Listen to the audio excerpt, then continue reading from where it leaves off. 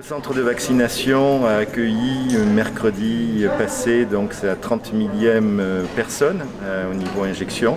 Et la Fédération française de sauvetage et secourisme a été engagée sur le centre de vaccination pour assurer la partie surveillance et le cas échéant, ce qui n'a pas été utile pour l'instant, je veux dire, un prompt secours par rapport à d'éventuels effets secondaires. Nous avons à peu près un tiers de personnes qui ont fini leur cycle vaccinal au complet, qui sont vaccinées et couverts, et nous avons les 2 tiers de ces 30 000 où ils sont en cours de processus de cycle vaccinal.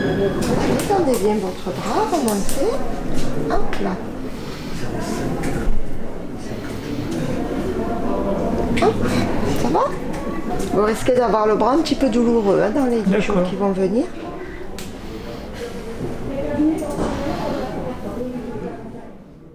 Alors, le centre de vaccination Saint-Exupéry de Draguignan est constitué de 2 centres en un centre Moderna et un centre Pfizer, avec plus de 700 vaccinations qui sont réalisées par jour.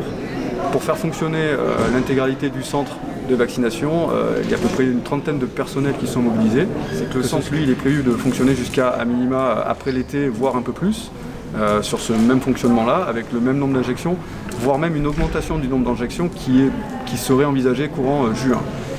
Donc là, on est sur une gamme à peu près de 700 injections par jour. Et on anticipe une marge de progression au mois de juin. Alors, on commence déjà l'ouverture de la vaccination aux 16-17 ans, comme ça a été demandé hier, pour les 16-17 ans qui ont des antécédents de comorbidité graves. Depuis le lundi, nous avons mis en place le QR code au centre de vaccination par le lien de Amélie, la plateforme de vaccin Covid pour la traçabilité de votre vaccination. Ce QR code est mis à disposition via votre compte Amélie à partir de la mi-mai, voire fin mai. Donc il n'y a pas besoin de revenir sur le centre si vous n'avez pas obtenu ce QR code qui est lié à l'application Tous Anti-Covid qui vous permet de justifier votre vaccination.